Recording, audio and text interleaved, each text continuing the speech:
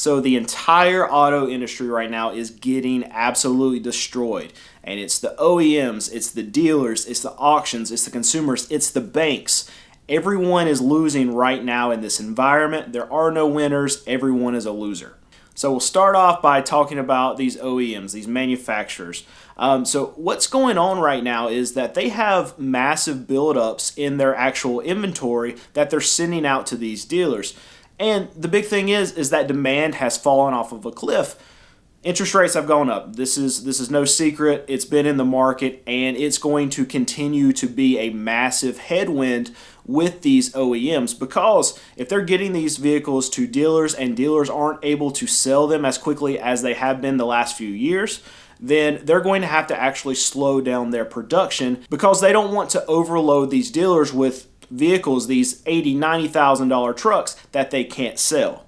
And I always like to single out Ford when I'm talking about the struggles that a lot of these manufacturers are having, because you can go to a Ford lot now and you see tons of F-150s sitting everywhere. You see tons of Mach-E's sitting everywhere. You see tons of Ford Lightnings. These are vehicles that you just couldn't get in the last 18 months to 2 years ago. And now they're starting to stack up everywhere. I am seeing Mach-E's absolutely everywhere. Ford has dropped the ball, spending so much money developing these Mach-E's, developing these Ford Lightnings, and no one even wants these things. And in a lot of cases with these F-150s, this is the number one selling truck in America, right? But because of the increase in prices, the average monthly payment for an F-150 right now is right at $1,000. And with inflation, everything costing more, housing costing more, people cannot afford to make $1,000 monthly payment on these F-150s. So you know what? They're not buying them, and you're seeing them stack up at these dealer lots. And in particular, with the big three, you have strikes that are happening right now. And this is a big headwind for a lot of them going forward. Now, for the big three, these strikes are actually probably a blessing in disguise, as long as they don't take very long. So let me explain. Demand is way down, right? They're shipping too many vehicles to their dealers. They need to slow down production. But they don't want to come out and start shutting down factories and having to say to their shareholders, look, the demand is so low that we have to slow down our production. But now we have these strikes that are actually cutting a lot of the production, and the big three are now able to blame a lot of these production cuts from factories shutting down from UAW going on strike, right? So here's the big downside, and what could be very worrisome for the big three going forward. These strikes, they will get resolved. There will be an agreement at some point, and they're going to have to pay their workers more. And this is right after the peak of the big auto boom, right? So prices now have to start coming down for people to be able to actually purchase these vehicles, because rates are too high, inflation's too high, people can't afford them. So now Ford, Stellantis, GM, they're going to have to actually start charging less for their vehicles. They're going to have to start adding incentives to get people into these vehicles now, because people can't afford them, right? But at the same time, they're going to have to start lowering their prices. Their costs are going to go up, because they're going to have to pay more to their union employees, right? Their union workers. And this is an absolute certainty that they're going to have to pay them more, right? There's not going to be any situation where the UAW comes out and says, you know what, we're good, we'll just take what we've been taking and we'll get back to work. No, there's going to be some kind of compromise, and the compromise is going to include the big three paying more to their workers. So with these strikes, I think there's just a couple of different scenarios that are really going to play out. The first, and I think the most likely scenario, is that in the next few weeks, the UAW and the big three, they'll actually come to a compromise. The big three are going to have to pay their workers more, and the UAW is maybe not going to get exactly what they want, but they'll meet somewhere in the middle, and they'll get back to work.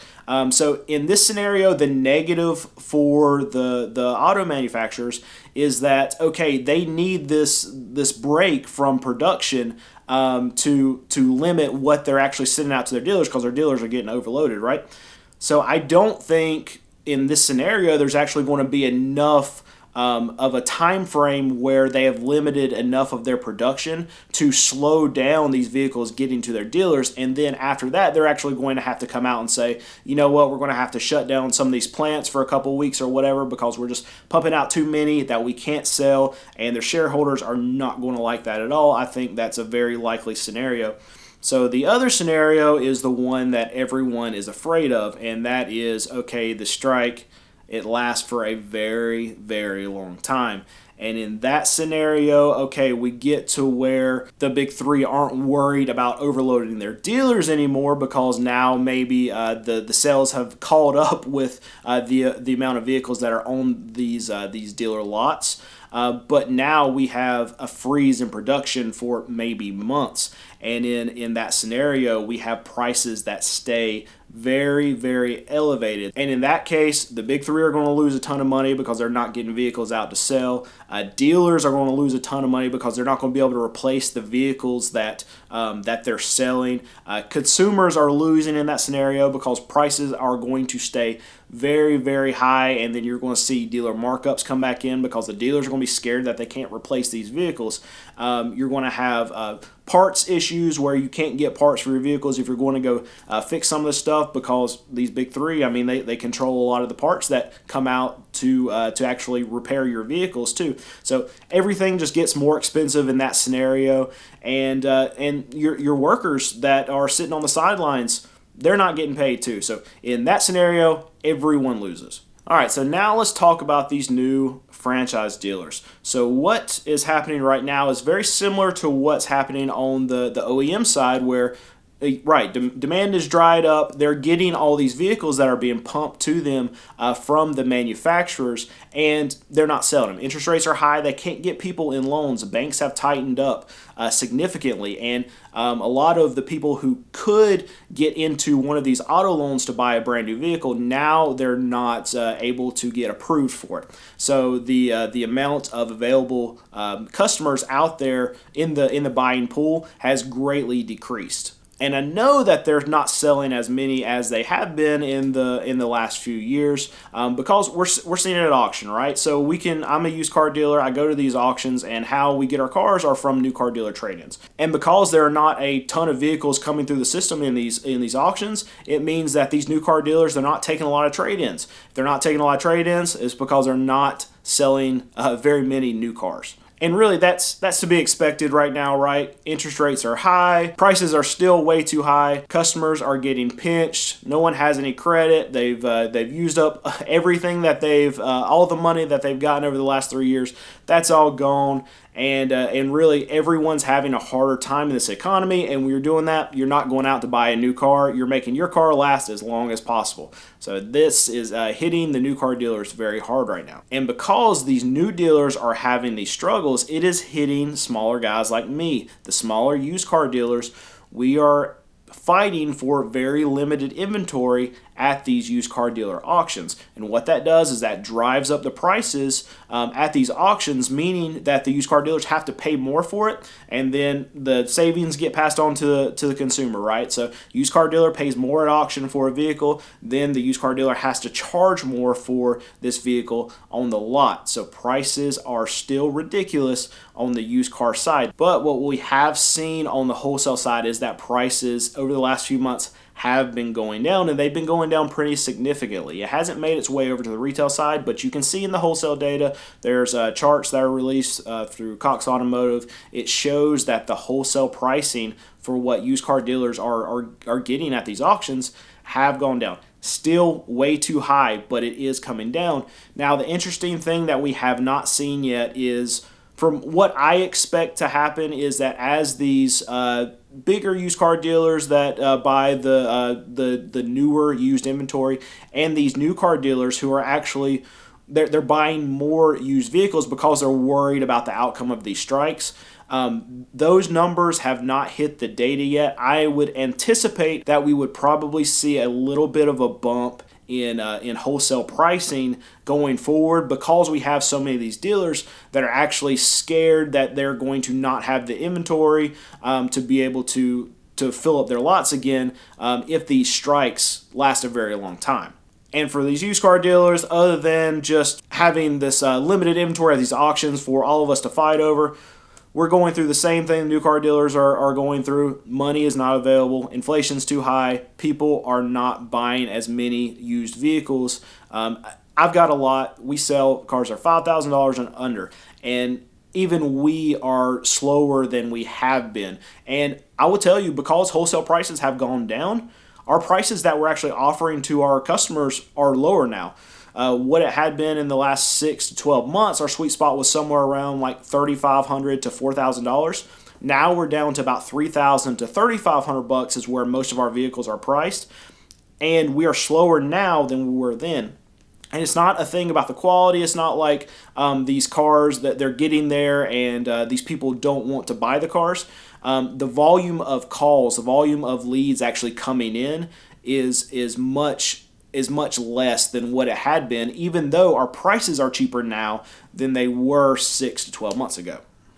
So, one big thing that we're seeing in this market is that banks are losing. And we're seeing that in the form of high delinquency rates. Now, I just saw something on CNBC that the delinquency rate in auto loans actually is the same right now, if not greater, than it was back in the financial crisis. That is a big, big bad sign. Now, I will say that one of the big reasons why we're seeing that is because prices have been so elevated over the last 3 years that this seemed like it was going to be an obvious outcome. People were paying $10,000, $15,000, $20,000 more than what these vehicles were worth to get into these loans. So you're having this situation where tons of consumers have lots of negative equity. And when you talk about negative equity into the car market, it's not a new thing. There's always negative equity. People would buy a car and trade in the next year and be able to roll the negative equity into the next vehicle. The reason that this system can't keep going on right now as it is because the amount of negative equity, the size of it on each one of these vehicles is so much greater than what it has been. So because of this and because the economy is getting worse, you're seeing the amount of repos come up. And a lot of times with these repos, especially if the consumer didn't have the vehicle for very long, the bank actually is going to have to eat a lot of these losses. Now, if someone gets their car repoed and the bank sends it to the auction, then that customer is actually liable for the difference if it doesn't bring enough money to actually cover the remaining balance of the loan.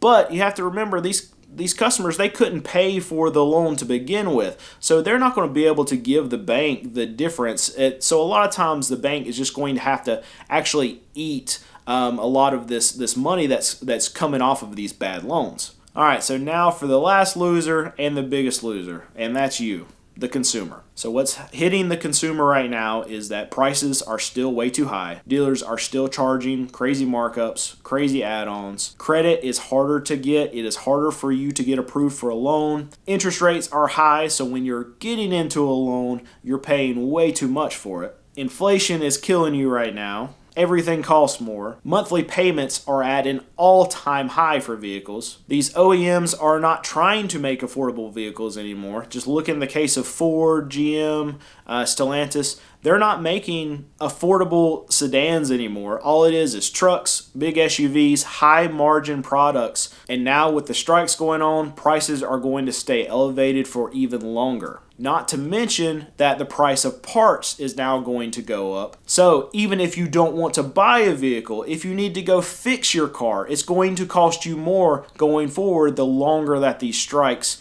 take, just because parts are going to be so much more expensive.